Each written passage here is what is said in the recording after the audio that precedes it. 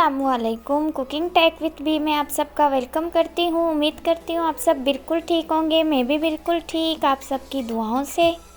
बिस्मिल्लाहिर्रहमानिर्रहीम शुरू करती हूँ अल्लाह के नाम से, जिसकी रहमतें और बरकतें हमारे खानों में मौजूद हैं। आज मैं आप सबसे बहुत ही सिंपल रसमलाई की रेसिपी शेयर करने जा रही हूँ। मैं रसमलाई किस तरीके से बनाती हूँ, तो चलिए बनाना स्टार्ट करते हैं। तो वीडियो को एंड तक ज़रूर देखें, स्किप मत कीजिएगा।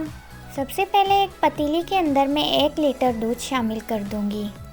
उसे अच्छी तरह बॉयल आने तक मैं पकाऊंगी। वो दूध में 1-2 बॉयल आने के बाद मैं गैस का फ्लेम बंद कर दूंगी। रसमलाई बहुत से तरीक़ों से बनाई जा सकती है। इसे ड्राई मिल्क से भी बनाते हैं, काफ़ी लोग तो वो पैकेट वाला भी इस्तेमाल करते हैं, लेकिन मैं किस तरीके से बनाती हूँ तो चलिए मैं आप सबसे शेयर करती हूँ। यहाँ पे दूध में हमारे बॉयल आ चुका था। अब मैं उसे ठंडा होने के लिए छोड़ दूँगी। थोड़ी देर दूध ठंडा होने के बाद अब इसमें मैं सिरका ऐड कर दूँगी। दूध को हमें ज़्यादा ठंडा नहीं करना। 1 टेबलस्पून सिरका ऐड करने के बाद अब इसमें मैं 2 टेबलस्पून सिरका और ऐड कर दूँगी, ताकि अच्छी तरह दूध हमारा फट जाए। आप लेमन जूस से भी दूध को फाड़ सकते हैं, लेकिन मैं सिरके से दूध को फाड़ूंगी। इस पॉइंट में दूध हमारा अच्छी तरह रेडी हो चुका है। दूध फाड़ने के प्रोसेस में मैंने 3 से 4 टेबलस्पून सिरका इसमें ऐड कर दिया था। अगर आप मेरे चैनल पे न्यू हैं तो प्लीज़ मेरे चैनल को सब्सक्राइब करें, लाइक करें, शेयर करें, अच्छे कमेंट करें। साथ ही बेल नोटिफिकेशन को भी दबाना मत भूलिएगा, ताकि मेरे आने वाली अच्छी रेसिपी आपको टाइम टू टाइम मिलती रहे। मेरी इस रेसिपी को ज़रूर ट्राई कीजिएगा। अगर रेसिपी अच्छी लगे तो मुझे इसका फीडबैक कमेंट सेक्शन में ज़रूर दीजिएगा।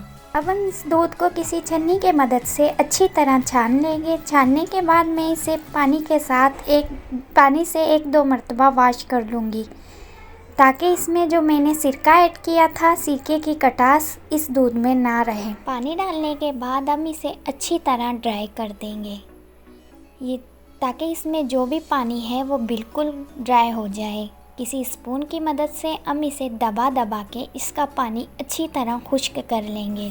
अगर आप लोगों के पास मलमल का कपड़ा हो तो आप इजीली इसका पानी निचोड़ सकते हैं। अब मैं इसे किसी ताल के अंदर ऐड कर दूँगी। ऐड करने के बाद मैं इसे हाथों की मदद से अच्छी तरह मिक्स कर दूंगी, ताकि ये बिल्कुल सॉफ्ट बनकर रेडी हो। हाथों की मदद से मैश करने का प्रोसेस हमें तकरीबन 15 से 10 मिनट तक ज़रूर करना है। अगर हम इस तरह करेंगे तो हमारे रसमलाई बहुत ही ज़्यादा परफेक्ट बनकर रेडी होंगे। अब इस पॉइंट में मैं इसमें 1 टेबलस्पून कॉर्नफ्लोर ऐड कर दूंगी। कॉर्नफ्लोर ऐड करने के बाद मैं मज़ीद इसे अच्छी तरह मिक्स कर दूंगी। एक क्लिप में आप सबसे शेयर करना भूल गई थी। बेसिकली वो क्लिप मैंने बनाया ही नहीं था। इस पॉइंट में मैं इसमें ड्राई मिल्क ऐड कर दूंगी, 3 से 4 टेबलस्पून। ड्राई मिल्क ऐड करने के बाद मैं इसे अच्छी तरह मिक्स कर दूंगी। मिक्स करने के बाद आप देख सकते हैं हमारा डो बिल्कुल रेडी है। अब मैं इसे रसमलाई की शेप दूंगी। इस बैटर से तकरीबन मेरे 30 से 25 रसमलाई बनकर रेडी हो चुके हैं।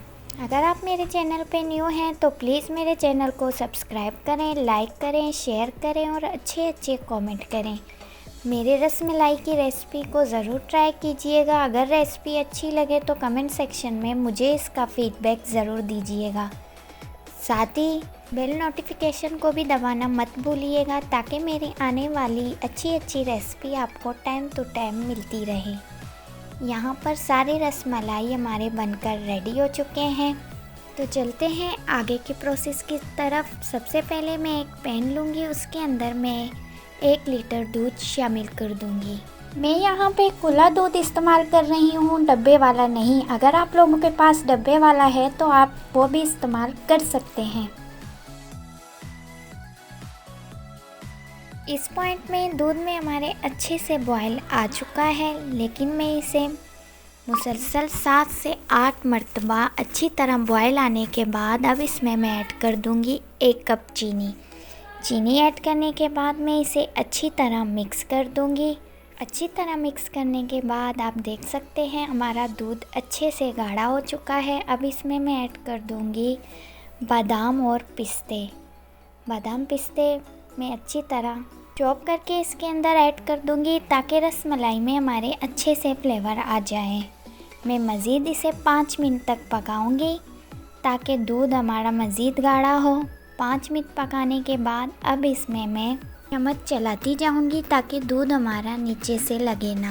दूध हमारा अच्छे से गाढ़ा हो चुका है। अब इस पॉइंट में मैं इसमें एक एक करके सारी रसमलाई ऐड कर दूंगी। रसमलाई ऐड करते वक्त एक बात का ज़रूर ख्याल रखें कि अब इस पॉइंट में हम इसमें चम्मच नहीं चलाएंगे। सारी रसमलाई मैं इसके अंदर ऐड कर चुकी हूँ। अब मैं इसे ढक कर 5 मिनट के लिए पकाऊंगी ताकि रसमलाई हमारी अच्छी तरह फूल जाए। आप भी इस रेसिपी को ज़रूर ट्राई कीजिए, ये बहुत ही यमी बनकर रेडी होता है। इस पॉइंट में अब हमारे रसमलाई अच्छी तरह फूल चुके हैं। अब मैं इसे डिश आउट कर दूंगी और मज़ीद बादाम और पिस्तों के साथ इसे गार्निश कर दूंगी।